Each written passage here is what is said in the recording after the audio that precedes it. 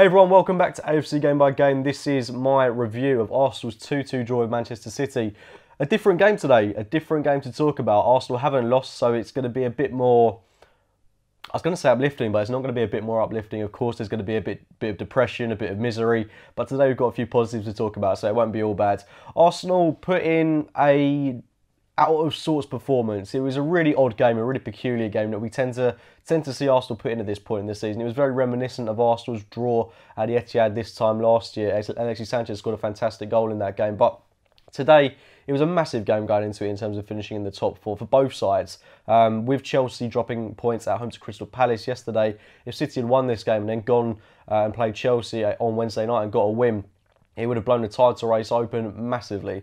And with Spurs winning at Turf Moor yesterday. On that note, Spurs look more and more likely to finish above us this season. I think a lot of Arsenal fans are beginning to accept that. But the fact that it's not really being seen as a shock, in my eyes, that is just, it's appalling. Just the fact that Spurs are becoming expected to finish above us this season, and that just shows how far we've fallen. Although there are positives to talk about today, I really am still looking down the barrel of a gun with Arsenal at the minute. That's what it feels like going to these games. We really do seem to start these games with a handicap to our name. We don't start particularly well, and you could say, arguably, Spurs definitely do deserve to finish above us this season. In recent weeks, they've played a lot more exciting football. They're getting these results without the likes of Harry Kane in the side, and they look a lot more determined to take Chelsea all the way this season, which is something that we haven't been able to do. We've bottled it, as we always do, and that's incredibly frustrating to see. But to see people just not talk about Spurs finishing above us in the way that they have done in recent years, just to see it not be a shock to the system, I think that's really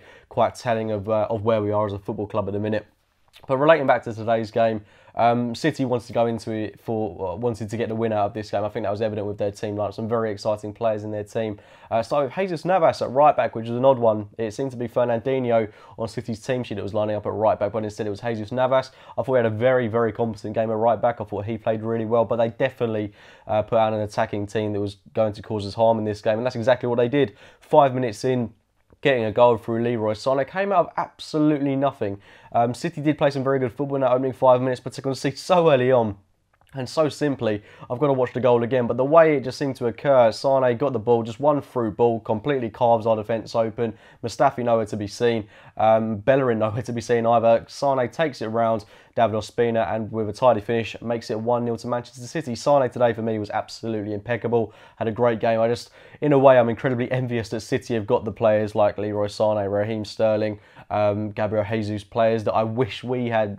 Players that are young that we can get excited about. We don't have that at the minute. Apart from the likes of Alex Iwobi, we don't really have that kind of influx of young talent at the squad, and that's a bit worrying in my eyes. City are looking to build a very exciting team, and we seem to be falling behind the competition in that sense. Not just in terms of finishing in the top four, but in terms of our squad. I think they've got some very superior, some very younger, more talented players than we've got at the minute. But saying that, we've got Iwobi, we've got Bellerin. I mean, we've still got some good young players coming through. Maitland-Niles, I'm sure he'll get a chance at some point. He was on the bench today. Obviously, I don't want to read into the young players too much. But focusing back to today's game, I'm definitely going off on a lot of tangents today. Focusing back to today's performance, it was, for me, that first half was incredibly abject at times. It was really, really poor. All of our attacks going forwards had no intent, no purpose.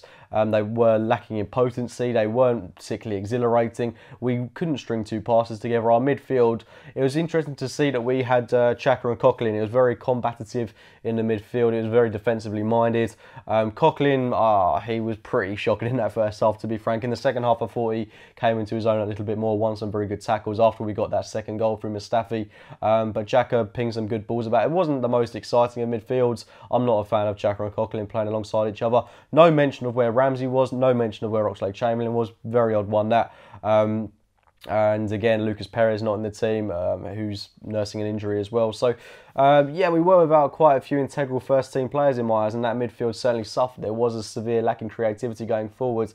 We didn't get our first goal until quite late in the second half, with about 5 minutes left. It really seemed to be quite a scramble in the box, but Theo Walker with some excellent footwork to put it past Willy Caballero to make it 1-1. But the muted celebration, that was a bit weird. No one seemed to celebrate a goal. It was kind of like, yeah, we've scored. Brilliant. And there are two ways of looking at that. It's professional in the sense that We knew we had to win, and we didn't want to take time celebrating over it. We knew we had to get the job done, a bit like how Walcott celebrated when he scored against Sutton United. We had to get the goal, we had to score and had to go on to win the game. But I mean, we have just scored against Manchester City at home with 5 minutes left in the half, just to raise spirits. It would have been good to see us celebrate that goal. It was a bit weird in my eyes that didn't happen. But that level pegging didn't last too long, with City making it 2-1. Sergio Aguero, again, a counter-attack coming out, absolutely nothing. When we seem to be on the front foot, City absolutely devastating going forward. Aguero with a really, really neat finish past David Ospina. Ospina has to be credited in this game, coming in for the injured Petr Cech, and he made some absolutely outstanding saves in this match. So hats off to David Ospina, putting a really good shift today. That second half, it was very dominant from Arsenal. We dominated large spells of the game. City didn't really look too dangerous on the counter-attack. They seemed to line up to hold on to that one-goal lead they had. Didn't last too long, however, as with about half an hour left, Shkodran Mustafi got on the end of a corner and with a wonderful header put it past the goalkeeper to make it 2-2. And you would hope from that point we'd have been a little bit more urgent, a bit more dynamic in terms of trying to get the winner, but we didn't really have too many chances after that. We had one when Alex Iwobi came on, who I thought was very, very agile. He looked very, very... he was playing with a lot of purpose when he came on. That was good to see. Olivier Giroud didn't really touch the ball that much. I think the substitutions were a little bit questionable. I wouldn't have taken off Danny Welbeck. I wouldn't have taken off Theo Walcott. I know we're obviously switching around attackers, and that's something I guess you've got to sacrifice a striker. But Walcott was one of our most dangerous players today. I think he should have remained on the pitch. Everyone looked a lot more in that second half, a lot more up for it than they did in the first half. And in the first half, when we scored that, when we conceded that first goal, it really did seem to everyone slumped back. And it really was reminiscent of that game against West Brom, and as it has been in recent weeks, an acceptance of what's going to happen. But thankfully, we've not lost the game today. It's not all doom and gloom, but it is a harmful result in terms of getting top four. Our next game is against West Ham United on Wednesday night. A massive game for us in terms of getting closer towards this top four finish. We've got to be picking up 3 points against an out of form West Ham side. They've looked awful in recent weeks, it has to be said. Slaven Bilic not doing a great job with them, so that's a game we have to win. We've got some big games coming up this month. That North London derby on the 30th, that's going to be horrible. Anyway guys, I'm going to wrap it up there. Please do drop a like on this video if you have enjoyed it. Subscribe to AFC Game by Game if you're new to the channel, and as always, I'll be speaking to you very, very soon.